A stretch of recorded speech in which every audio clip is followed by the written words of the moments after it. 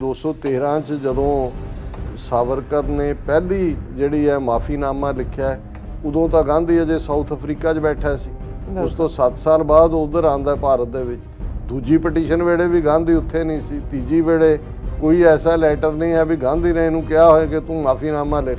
ਜੇ ਉਹਦੇ ਕਹਿਣ ਤੇ ਇੰਨਾ ਹੀ ਅਸਰ ਹੁੰਦਾ ਹੈ ਤੇ ਫਿਰ ਉਹ ਗਾਂਧੀ ਨੂੰ ਮਰਵਾਉਂਦਾ ਕਿਉਂ ਜਾਂ ਗਾਂਧੀ ਦੇ ਮਾਰਨ ਦੀ ਕਿਉਂ ਐਡਵੋਕੇਸੀ ਕਰਦਾ। ਰਾਜਨਾਥ ਸਿੰਘ ਜਿਹੜਾ ਰਿਲੇਟਿਵਲੀ ਉਹਨੂੰ ਬੈਲੈਂਸਡ ਮੰਨਿਆ ਜਾਂਦਾ, ਭਾਵੇਂ ਉਹਨੇ ਕਿਹਾ ਵੀ ਅਲਟੀਮੇਟਲੀ ਉਹਦੇ ਵਿਚਲਾ ਵੀ ਜਿਹੜਾ ਹਿੰਦੂ ਵੀਰ ਹੈ ਉਹ ਜਾਗ ਪਿਆ ਜਦੋਂ ਉਹਨੇ ਸਾਵਰਕਰ ਨੂੰ ਮਹਾਨਾਇਕ ਕਿਹਾ।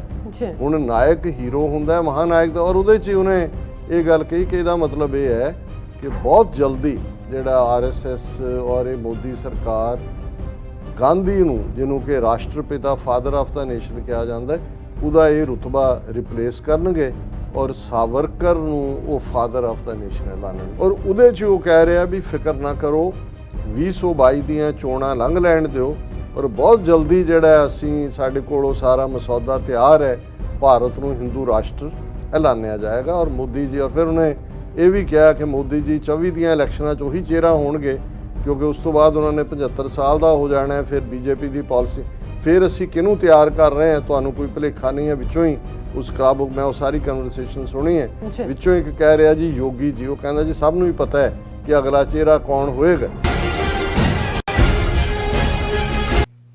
ਦਰਸ਼ਕੋ, ਬ੍ਰੇਕ ਤੋਂ ਬਾਅਦ ਤੁਹਾਡਾ ਸਭ ਦਾ ਭਰਪੂਰ ਸਵਾਗਤ ਹੈ। ਸੋ ਵੀਅਰਸ, ਹੁਣ ਆਪਾਂ ਗੱਲਬਾਤ ਕਰਨ ਜਾ ਰਹੇ ਹਾਂ ਕਿ RSS ਵੱਲੋਂ ਜਿਸ ਅੰਦਾਜ਼ ਵਿੱਚ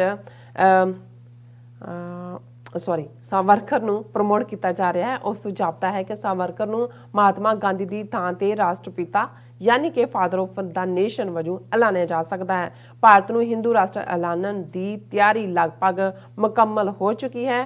ਭਾਰਤੀ ਸੰਵਿਧਾਨ ਦੀ ਥਾਂ ਮਨੂ ਸਮ੍ਰਿਤੀ ਭਾਰਤ ਦਾ ਸੰਵਿਧਾਨ ਐਲਾਨੀ ਜਾ ਸਕਦੀ ਹੈ। ਸੋ ਇਸ ਬਾਰੇ ਆਪਾਂ ਗੱਲਬਾਤ ਕਰਨ ਜਾ ਰਹੇ ਹਾਂ। ਸੋ ਅਸੀਂ ਚਾਹਾਂਗੇ ਕਿ ਤੁਸੀਂ ਇਸੇ ਤਰ੍ਹਾਂ ਹੀ ਬਣੇ ਰਹਿਣਾ। ਦੇਖਣ ਸੁਣਨੇ ਲਿਖਣ ਲਈ ਤੁਹਾਡਾ ਸਭ ਦਾ ਬਹੁਤ ਬਹੁਤ ਸ਼ੁਕਰੀਆ ਜੀ। ਡਾਕਟਰ ਸਾਹਿਬ, ਕੀ ਕਹਿਣਾ ਚਾਹੋਗੇ? ਦੇਖੋ, ਕੱਲ ਅਸੀਂ ਇੱਕ ਸੈਗਮੈਂਟ ਕੀਤਾ ਸੀ ਕਿ ਸਾਵਰਕਰ ਕੌਣ ਸੀ, ਕਿਵੇਂ ਉਹਨੇ ਹਿੰਦੂ ਅੱਡ ਰੇਸ ਦੇ ਤੌਰ ਤੇ ਔਰ ਮੁਸਲਮਾਨਾਂ ਔਰ ਈਸਾਈਆਂ ਦੇ ਲਈ ਨਫ਼ਰਤ ਦੀ ਸ਼ੁਰੂਆਤ ਕੀਤੀ।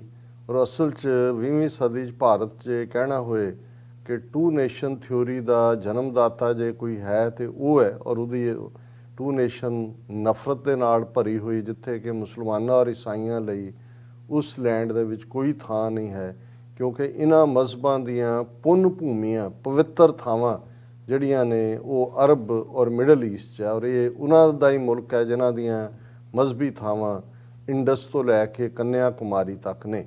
ਔਰ ਇਸੇ ਹੀ ਥਿਊਰੀ ਨੂੰ ਉਸਨੇ ਬਾਅਦ ਦੇ ਵਿੱਚ ਮਦਨ ਮੋਹਨ ਮਾਲਵੀਆ ਜਿਹਨੇ ਹਿੰਦੂ ਮਹਾਸਭਾ ਬਣਾਈ, ਜਾਂ ਗੋਲਵਲਕਰ ਜਿਹਨੇ RSS, ਹੈਡਗਵੇਅਰ RSS, ਇਹਨੂੰ ਹੀ ਉਹਨਾਂ ਨੇ ਅੱਗੇ ਤੋਰਿਆ।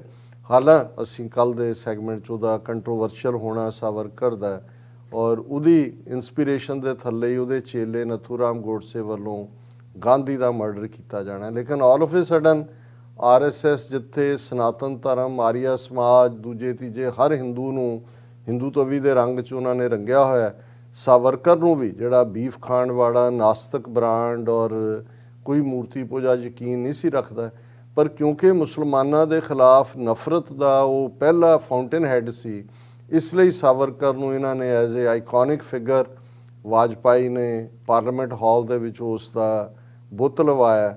ਔਰ ਅੰਡੇਮਾਨ ਨਿਕੋਬਾਰ, ਜਿਹਨੂੰ ਕਾਲਾ ਪਾਣੀ ਕਹਿੰਦੇ ਸੀ, ਉਸ ਏਅਰਪੋਰਟ ਦਾ ਨਾਂ ਵੀ ਉਹਦੇ ਨਾਂ 'ਤੇ ਔਰ ਜੇਲ੍ਹ ਦਾ ਨਾਂ ਵੀ। ਔਰ ਹੁਣ ਜਿਵੇਂ ਕੱਲ੍ਹ ਮੋਹਨ ਭਾਗਵਤ ਔਰ ਇਹ ਸਾਰੇ ਰਾਜਨਾਥ ਸਿੰਘ ਸਮੇਤ ਉਹਨਾਂ ਨੇ ਇੱਕ ਕਿਤਾਬ ਰਿਲੀਜ਼ ਕਰਵਾਈ ਜਿਹੜੀ ਉਹਨਾਂ ਦੇ ਹੀ ਜਿਹੜੇ ਜ਼ਰਖਰੀਦ ਹਿਸਟੋਰੀਅਨਸ ਦੀ ਲਿਖੀ ਹੋਈ, ਜਿਹਦਾ ਟਾਈਟਲ ਹੀ ਇਹ ਸੀ ਕਿ ਜੇ ਸਾਵਰਕਰ ਹੁੰਦਾ ਤੇ ਪਾਰਟੀਸ਼ਨ ਨਹੀਂ ਸੀ ਹੋਣੀ। ਮਤਲਬ ਅਜੇ ਤੱਕ ਹਿੰਦੂਤਵੀ ਪਾਕਿਸਤਾਨ ਨੂੰ ਤਾਂ ਟੋਲਰੇਟ ਹੀ ਨਹੀਂ ਕਰਦੇ, ਪਰ ਉਹ ਇਹ ਕਹਿੰਦੇ ਨੇ ਕਿ ਸਾਵਰਕਰ ਨੇ ਦੇਸ਼ ਨਹੀਂ ਸੀ ਵੰਡਣ ਦੇਣਾ। ਇਹੀ ਗੱਲ ਜਦੋਂ ਪਟੇਲ ਨੂੰ ਯੂਲੋਜਾਈਜ਼ ਕਰਦੇ ਨੇ ਉਦੋਂ ਵੀ ਕਹਿੰਦੇ ਨੇ ਕਿ ਜੇ ਨਹਿਰੂ ਦੀ ਥਾਂ ਤੇ ਪਟੇਲ ਹੁੰਦਾ ਤਾਂ ਉਹਨੇ ਪਾਕਿਸਤਾਨ ਨਹੀਂ ਸੀ ਬਣਨ ਦੇਣਾ। ਔਰ ਗੱਲ ਇਹ ਨਹੀਂ ਹੈ ਕਿ ਵੀ ਉਹ ਸਾਵਰਕਰ ਨੂੰ ਕਿਵੇਂ ਉਭਾਰ ਰਹੇ ਨੇ, ਕਿਵੇਂ ਹਿਸਟਰੀ ਦੇ ਉੱਤੇ ਉਹ ਰੰਦਾ ਫੇਰ ਰਹੇ ਨੇ। ਇਹ ਵੀ ਰਾਜਨਾਥ ਸਿੰਘ ਨੇ ਕਿਹਾ ਜੀ ਜਿਹੜਾ ਸਾਵਰਕਰ ਮਾਫੀ ਮੰਗ ਕੇ ਕਾਲੇ ਪਾਣੀ ਚੋਂ ਨਿਕਲਿਆ ਸੀ ਉਹ ਤਾਂ ਨਿਕਲਿਆ ਹੀ ਗਾਂਧੀ ਦੀ ਸਲਾਹ ਤੇ ਸੀ। ਹੁਣ ਇਹ ਸਾਹਮਣੇ ਆਇਆ ਔਰ ਅੱਜ ਉਹਨੂੰ ਚੈਲੰਜ ਕੀਤਾ ਪ੍ਰੋਮੀਨੈਂਟ ਹਿਸਟੋਰੀਅਨ ਨੇ, ਇਰਫਾਨ ਹਬੀਬ। ਉਹਨਾਂ ਨੇ ਕਿਹਾ ਵੀ 213 'ਚ ਜਦੋਂ ਸਾਵਰਕਰ ਨੇ ਪਹਿਲੀ ਜਿਹੜੀ ਹੈ ਮਾਫੀਨਾਮਾ ਲਿਖਿਆ ਹੈ, ਉਦੋਂ ਤਾਂ ਗਾਂਧੀ ਅਜੇ ਸਾਊਥ ਅਫਰੀਕਾ 'ਚ ਬੈਠਾ ਸੀ। ਉਸ ਤੋਂ 7 ਸਾਲ ਬਾਅਦ ਉਧਰ ਆਂਦਾ ਭਾਰਤ ਦੇ ਵਿੱਚ। ਦੂਜੀ ਪਟੀਸ਼ਨ ਵੇਲੇ ਵੀ ਗਾਂਧੀ ਉੱਥੇ ਨਹੀਂ ਸੀ। ਤੀਜੀ ਵੇਲੇ ਕੋਈ ਐਸਾ ਲੈਟਰ ਨਹੀਂ ਹੈ ਵੀ ਗਾਂਧੀ ਨੇ ਇਹਨੂੰ ਕਿਹਾ ਹੋਇਆ ਕਿ ਤੂੰ ਮਾਫੀਨਾਮਾ ਲਿਖ।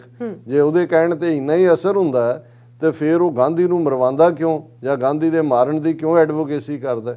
ਸੋ ਇਸ ਸਾਰੇ ਦੇ ਚਲਦਿਆਂ ਮਿਸਟਰ ਓਵੇਸੀ ਜਿਹੜਾ ਕੁਆਇਟ ਜ਼ਿਆਦਾ ਮੁਖਰ ਅੰਦਾਜ਼ ਦੇ ਵਿੱਚ ਗੱਲ ਕਰਦਾ, ਉਹਨੇ ਕਿਹਾ ਵੀ ਇਹ ਇਸ ਕੱਲ੍ਹ ਵਾਲੀ ਕਾਨਫਰੰਸ 'ਚ ਰਾਜਨਾਥ ਸਿੰਘ ਜਿਹੜਾ ਰਿਲੇਟਿਵਲੀ ਉਹਨੂੰ ਬੈਲੈਂਸਡ ਮੰਨਿਆ ਜਾਂਦਾ, ਭਾਵੇਂ ਉਹਨੇ ਕਿਹਾ ਵੀ ਅਲਟੀਮੇਟਲੀ ਉਹਦੇ ਵਿਚਲਾ ਵੀ ਜਿਹੜਾ ਹਿੰਦੂ ਵੀਰ ਹੈ ਉਹ ਜਾਗ ਪਿਆ ਜਦੋਂ ਉਹਨੇ ਸਾਵਰਕਰ ਨੂੰ ਮਹਾਨ ਨਾਇਕ ਕਿਹਾ।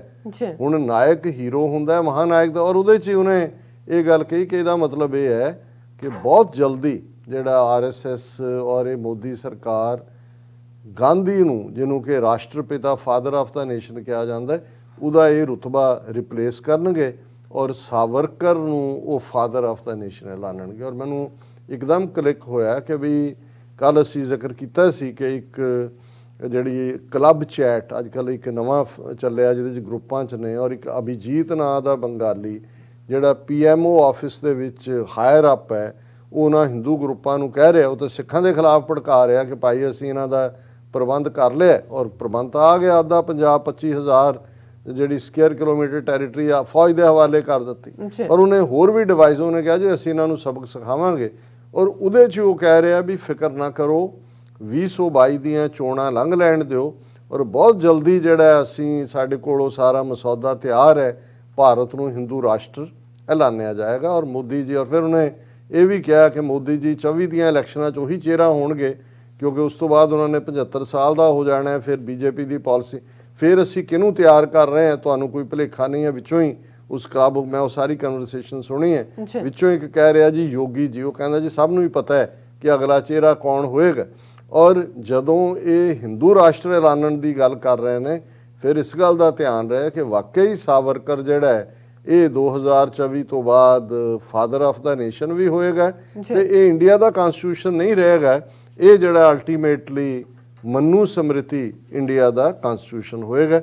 ਔਰ ਹੁਣ ਅਸੀਂ ਕਲੋਜ਼ਿੰਗ ਦੇ ਵਿੱਚ ਦੋ ਜਿਹੜੇ ਸ਼ਲੋਕ ਨੇ ਕਬੀਰ ਸਾਹਿਬ ਦੇ ਵਾਰਾਂ ਦੇ ਉੱਤੇ ਜਿਹੜੇ ਡੇਜ਼ ਚੱਲ ਰਹੇ ਨੇ, ਉਹ ਉਹਨਾਂ ਦੇ ਵਿੱਚ ਬੁੱਧ ਔਰ ਵੀਰ ਨੂੰ ਹਿੰਦੀ ਦੇ ਵਿੱਚ ਜਾਂ ਭੋਜਪੁਰੀ ਜਿਹੜਾ ਉਹਨਾਂ ਦਾ ਡਾਇਲੈਕਟ ਵੀ ਸੀ ਕਬੀਰ ਸਾਹਿਬ ਦਾ, ਉਹਦੇ 'ਚ ਬ੍ਰਹਸਪਤੀ ਕਹਿੰਦੇ ਨੇ। ਬ੍ਰਹਸਪਤੀ ਗ੍ਰਹਿ ਵੀ ਹੈ ਔਰ ਇਸ ਦੇ ਨਾਲ ਉਹਨਾਂ ਦਾ ਪਹਿਲਾ ਬੁੱਧਵਾਰ ਦੇ ਨਾਲ ਹੈ। ਬੁੱਧਵਾਰ ਬੁੱਧ ਕਰੈ ਪ੍ਰਗਾਸ, ਹਿਰਦੈ ਕਮਲ ਮੈਂ ਹਰ ਕਾ ਬਾਸ, ਗੁਰ ਮਿਲ ਦਉ ਏਕ ਸਮ ਧਰੈ, ਉਰਦ ਪੰਕ ਲੈ ਸੂਦਾ ਕਰੇ। ਉਹਨਾਂ ਨੇ ਕਿਹਾ ਕਿ ਭਾਈ ਇਹ ਜਿਹੜੇ ਦਿਨ ਨੇ, ਜਿਵੇਂ ਅਸੀਂ ਕਿਹਾ ਸੀ ਕਿ ਵੀ ਥਿੱਤਾਂ ਹੋਣ, ਵਾਰ ਹੋਣ, ਉਹਨਾਂ ਤੇ ਰੂਹਾਨੀਅਤ ਦਾ ਇਹ ਕਲਾਮ ਹੈ। ਇਹ ਸਾਨੂੰ ਸਮਝਾਉਣ ਲਈ ਹੈ ਕਿ ਜਦੋਂ ਬੁੱਧਵਾਰ ਚੜ੍ਹ ਜਾਂਦਾ ਹੈ, ਉਹਦਾ ਨਾਂ ਬੁੱਧਵਾਰ ਹੈ, ਉਸ ਤੋਂ ਅਸੀਂ ਇਹ ਸਬਕ ਲਈਏ ਬੁੱਧ ਕਰੈ ਪ੍ਰਗਾਸ। ਬੁੱਧ ਕਹਿੰਦੇ ਨੇ ਅਕਲ ਨੂੰ, ਇੰਟੈਲੈਕਟ ਨੂੰ, ਪ੍ਰਗਾਸ ਕਹਿੰਦੇ ਨੇ ਚਾਨਣ ਨੂੰ, ਕਿ ਆਪਣੀ ਅਕਲ ਨੂੰ ਗਿਆਨ ਦਾ ਚਾਨਣ ਦਈਏ, ਉਸ ਨੂੰ ਦਾਨਿਸ਼ਮੰਦੀ ਦੇ ਨਾਲ ਜੋੜੀਏ। ਬੁੱਧਵਾਰ ਬੁੱਧ ਕਰੈ ਪ੍ਰਗਾਸ, ਹਿਰਦੈ ਕਮਲ ਮੈਂ ਹਰ ਕਾ ਬਾਸ, ਕਿ ਜਿਹੜਾ ਸਾਡਾ ਕਮਲ ਲੋਟਸ ਜਿਹੜਾ ਹੈ ਉਸ ਵਰਗਾ ਸਾਡਾ ਦਿਲ ਹੈ, ਉਸ ਦੇ ਵਿੱਚ ਰੱਬ ਦਾ ਨਿਵਾਸ ਹੋਏਗਾ ਜੇ ਸਾਡੀ ਅਕਲ ਦੇ ਵਿੱਚ ਰੱਬ ਦੇ ਗਿਆਨ ਦਾ ਚਾਨਣ ਹੋਏਗਾ। ਦਿਲ ਜਿਹੜਾ ਹੈ ਉਹ ਵਿਕਾਸ ਕਰੇਗਾ। ਗੁਰਮਿਲ ਦਾਊ ਏਕ ਸਮ ਧਰੈ, ਫਿਰ ਜਦੋਂ ਸਾਡੀ ਰੂਹ ਰੱਬ ਦੇ ਵਿੱਚ, ਜਦੋਂ ਗੁਰੂ ਲਫ਼ਜ਼ ਇਸਤੇਮਾਲ ਕੀਤਾ ਜਾਂਦਾ ਹੈ, ਰੱਬ ਦਾ ਵਾਚਕ ਹੈ ਕਿ ਉਸ ਰੱਬ ਦੇ ਵਿੱਚ ਜਦੋਂ ਅਸੀਂ ਇੱਕਮਿਕ ਹੋ ਜਾਵਾਂਗੇ, ਏਕ ਸਮ, ਉਸ ਦੇ ਵਿੱਚ ਅਸੀਂ ਜਿਹੜਾ ਉਹ ਇਮਰਸ ਹੋ ਜਾਵਾਂਗੇ। ਉਰਦ ਪੰਕ ਲੈ ਸੂਧਾ ਕਰੇ, ਉਰਦ ਹੁੰਦਾ ਹੈ ਪੁੱਠਾ ਤੇ ਸੂਧਾ ਹੁੰਦਾ ਹੈ ਸਿੱਧਾ। ਹੁਣ ਜਦੋਂ ਅਸੀਂ ਮਾਇਆ ਦੇ ਵਿੱਚ ਫਸੇ ਹੋਏ ਹਾਂ ਤੇ ਫਿਰ ਸਾਡਾ ਹਿਰਦੇ ਕਮਲ ਜਿਹੜਾ ਉਹ ਪੁੱਠਾ ਹੈ, ਤੇ ਜਦੋਂ ਰੱਬ ਦੇ ਨਾਲ ਅਸੀਂ ਜੁੜ ਜਾਂਦੇ ਹਾਂ, ਇਹ ਉਰਦ ਪੰਕ ਜਿਹੜਾ ਹੈ ਇਹ ਸਿੱਧਾ ਹੋ ਜਾਏਗਾ, ਜਿਹਨੂੰ ਅਸੀਂ ਇਹ ਪੜ੍ਹਦੇ ਹਾਂ ਕਿ ਇਸ ਮਨ ਲਓ ਜੋ ਉਨਮਨ, ਇਹ ਮਨ ਸ਼ਕਤੀ, ਇਹ ਮਨ ਸੀਓ, ਇਹ ਮਨ ਪੰਚ ਤਤ ਕੋ ਜਿयो, ਇਸ मन लो जो उनमन रहे तो तीन लोक की बातें कहे। ਕਿ ਜੇ ਤੁਸੀਂ ਅਲਟੀਮੇਟ ਵਿਜ਼ਡਮ ਨੂੰ ਸਮਝਣਾ ਹੈ ਤੇ ਮਨ ਨੂੰ ਉਲਟਾ ਕਰਨਾ ਪਏਗਾ, ਮੁੱਦਾ ਮਾਰਨਾ ਪਏਗਾ। ਔਰ ਉਹ ਤਾਂ ਹੀ ਹੈ ਕਿ ਬੁੱਧਵਾਰ ਸਾਨੂੰ ਸਿਖਾਉਂਦਾ ਹੈ ਕਿ ਭਾਈ ਸਾਡੇ ਅੰਦਰ ਰੱਬ ਦੀ ਯਾਦ ਹੋਏ, ਸਾਡਾ ਦਿਲ ਦਾ ਕਮਲ ਵਿਕਾਸ 'ਚ ਹੋਏਗਾ। ਉਰਦ ਪੰਖ ਹੈ ਜਿਹੜਾ ਪੁੱਠਾ ਹੋਇਆ ਹੈ, ਇਹ ਲੋਟਸ ਹੈ, ਇਹ ਸਿੱਧਾ ਹੋਏਗਾ। ਔਰ ਵੀਰਵਾਰ ਪ੍ਰਥਾਏ ਕਬੀਰ ਸਾਹਿਬ ਨੇ ਫਰਮਾਇਆ, ਬ੍ਰਹਸਪਤ ਵਿਖਿਆ ਦੇ ਬਹਾਏ ਤੀਨ ਦੇਵ ਏਕ ਸੰਗ ਲਾਏ, ਕਿ ਵੀਰਵਾਰ ਬ੍ਰਹਸਪਤ ਇਹ ਸਬਕ ਦਿੰਦਾ ਹੈ, ਵਿਖਿਆ ਵਿਕਾਰਾਂ ਦਾ ਜ਼ਹਿਰ ਜੋ ਨੈਗੇਟਿਵਿਟੀ ਸਾਡੇ ਅੰਦਰ ਹੈ, ਕਿ ਇਹਨੂੰ ਰੱਬ ਦੀ ਯਾਦ 'ਚ ਜੁੜ ਜਾ, ਇਸ ਜ਼ਹਿਰ ਨੂੰ ਬਹਾ ਦੇ, ਰੋੜ ਦੇ। ਤੀਨ ਦੇਵ ਏਕ ਸੰਗ ਲਾਏ। ਔਰ ਇਹ ਜਦੋਂ ਇਹ ਯੋਗੀ ਲੋਕ ਤ੍ਰਿਕੁਟੀ ਦਾ ਜ਼ਿਕਰ ਕਰਦੇ ਨੇ, ਇੰਗਲਾ ਪਿੰਗਲਾ ਸੁਖਮਨਾ, ਤੇ ਇੱਥੇ ਕਬੀਰ ਸਾਹਿਬ ਇਹ ਯਾਦ ਕਰਵਾਉਂਦੇ ਨੇ ਕਿ ਤੁਹਾਨੂੰ ਇਹ ਟ੍ਰਿਨਿਟੀ ਦੀ ਲੋੜ ਨਹੀਂ, ਜਾਂ ਟ੍ਰਿਨਿਟੀ ਸ਼ਿਵ ਜੀ, ਵਿਸ਼ਨੂੰ, ਬ੍ਰਹਮਾ, ਇਹਨੂੰ ਵੀ ਟ੍ਰਿਨਿਟੀ 'ਚ ਕਹਿੰਦੇ ਨੇ। ਕਬੀਰ ਸਾਹਿਬ ਕਹਿੰਦੇ ਨੇ ਤੀਨ ਦੇਵ, ਇਹ ਤਿੰਨ ਸ਼ਿਵ ਜੀ, ਵਿਸ਼ਨੂੰ, ਬ੍ਰਹਮਾ 'ਚ ਜਾਣ ਦੀ ਲੋੜ ਨਹੀਂ ਹੈ। ਏਕ ਸੰਗ ਲਾ, ਇੱਕ ਰੱਬ ਦੇ ਨਾਲ ਆਪਣੇ ਸੁਰਤ ਨੂੰ, ਚਿੱਤ ਨੂੰ ਜੋੜੋ। ਤੀਨ ਨਦੀ ਤੈ ਤ੍ਰਿਕੁਟੀ ਮਾਹੇ, ਕਿ ਇਹ ਜਿਹੜੀਆਂ ਤਿੰਨ ਗਿਆਨ ਹੈ ਜਿਸ ਦੇ ਵਿੱਚ ਤੁਹਾਡੇ ਕਰਮ ਨੇ ਔਰ ਤੁਹਾਡੀ ਬੰਦਗੀ ਹੈ, ਇਹ ਤੁਹਾਡੀ ਤ੍ਰਿਕੁਟੀ ਹੈ। ਤਿੰਨ ਨਦੀਆਂ, ਕਿਉਂਕਿ ਜਿਹੜਾ ਤ੍ਰਿਕੁਟੀ 'ਚ ਉਹਨਾਂ ਦਾ ਆਪਣਾ ਈੜਾ ਪਿੰਗਲਾ ਸੁਖਮਣਾ ਦਾ ਕਾਨਸੈਪਟ, ਪਰ ਕਬੀਰ ਸਾਹਿਬ ਕਹਿੰਦੇ ਨੇ ਕਿ ਸਾਡੀਆਂ ਇਹ ਤਿੰਨ ਨਦੀਆਂ ਨੇ। ਜਦੋਂ ਤੁਸੀਂ ਰਜੋ ਤਮੋ ਸਤੋ ਤੋਂ ਉੱਪਰ ਜਾ ਕੇ ਉਸ ਗਿਆਨ ਨਾਲ, ਬੰਦਗੀ ਨਾਲ ਔਰ ਆਪਣੇ ਕਰਮਾਂ ਨਾਲ ਉਸ ਰੱਬ ਦੇ ਨਾਲ ਜੁੜ ਜਾਂਦੇ ਹੋ, ਅਹਨਿਸ ਕਸਮਲ ਧੋਵੈ ਨਾਹੀਂ। ਤੇ ਜੇ ਉਸ ਰੱਬ ਨਾਲ ਤੁਸੀਂ ਜੁੜੇ ਹੋ, ਅਹਨਿਸ ਹੁੰਦਾ ਦਿਨ ਰਾਤ, ਫਿਰ ਤੁਸੀਂ ਕਸਮਲ ਪਾਪ, ਕਿ ਜੇ ਤੁਸੀਂ ਰੱਬ ਨਾਲ ਜੁੜਦੇ ਹੋ, ਦਿਨ ਰਾਤ ਉਸ ਦੀ ਬੰਦਗੀ ਦੇ ਵਿੱਚ ਹੋਵੋਗੇ, ਫਿਰ ਇਹ ਤੁਹਾਡੇ ਸਾਰੇ ਕਸਮਲ, ਤੁਹਾਡੇ ਪਾਪ ਧੋਤੇ ਜਾਣਗੇ। ਤੇ ਜੇ ਤੂੰ ਨਹੀਂ ਜੁੜਦਾ ਉਸ ਰੱਬ ਦੇ ਨਾਲ, ਫਿਰ ਇਵੇਂ ਹੀ ਤੇਰਾ ਕਮਲ ਪੁੱਠਾ ਰਹੇਗਾ, ਉਦਾ ਰਹੇਗਾ, ਔਰ ਇਵੇਂ ਹੀ ਤੂੰ ਪਾਪਾਂ ਦੇ ਨਾਲ ਜੁੜਿਆ ਹੋਇਆ ਆਪਣੇ ਜੀਵਨ ਨੂੰ ਨਿਫਲ ਕਰੇਗਾ। ਇਹ ਅੱਜ ਦਾ ਵਿਚਾਰ ਜੀ। ਡਾਕਟਰ ਸਾਹਿਬ ਤੁਹਾਡਾ ਬਹੁਤ ਬਹੁਤ ਸ਼ੁਕਰੀਆ, ਤੁਸੀਂ ਅੱਜ ਦੇ ਐਮ ਇਸ਼ੂ ਤੇ ਅੱਜ ਦਾ ਵਿਚਾਰ ਸਾਡੇ ਦਰਸ਼ਕਾਂ ਨਾਲ ਸਾਂਝਾ ਕੀਤਾ। ਇਸ ਵਿੱਚ ਆਪਣੇ ਵਿਊਅਰਸ ਕੋਲ ਲੈਣੇ ਇਜਾਜ਼ਤ। ਵਿਊਅਰਸ, ਸਾਡੇ ਪ੍ਰੋਗਰਾਮ ਦਾ ਸਮਾਂ ਇੱਥੇ ਸਮਾਪਤ ਹੁੰਦਾ ਹੈ। ਤੁਸੀਂ ਆਪਣੀ ਰਾਏ ਤੇ ਸੁਝਾਅ ਸਾਨੂੰ ਭੇਜਣਾ ਭੁੱਲਣਾ ਸਾਡੇ ਇਸ ਪਤੇ ਤੇ sos@tv84.tv ਤੇ ਅਸੀਂ ਆਪਣਾ ਪ੍ਰੋਗਰਾਮ ਲੈ ਕੇ ਫਿਰ ਦੁਬਾਰਾ ਤੁਹਾਡੇ ਰੂਬਰੂ ਹੋਵਾਂਗੇ। ਤਦ ਤੱਕ ਲਈ ਮੈਨੂੰ ਤੇ ਆਪਣਾ ਨਾਲ ਗਿਆ ਦੋ ਦੇਖਦੇ ਰਹੋ TV84। ਬੁਲਾ ਦਿਓ ਫਤਿਹ। ਵਾਹਿਗੁਰੂ ਜੀ ਕਾ ਖਾਲਸਾ, ਵਾਹਿਗੁਰੂ ਜੀ ਕੀ ਫਤਿਹ। ਰੱਬ ਰਾਖਾ।